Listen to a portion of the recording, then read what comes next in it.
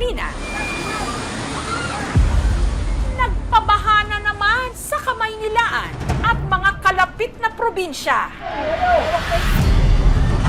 Galing po ito sa Upper Marikina. Siguro bumitaw yung pagkakatali ng mga barge. Lubog yun. Merong 5 natrap na tao sa barge. Sinabi ko sa driver na after nun, dinire-diretso niya pa rin siya hanggang sa namatay na yung engine. Masok na yung ba?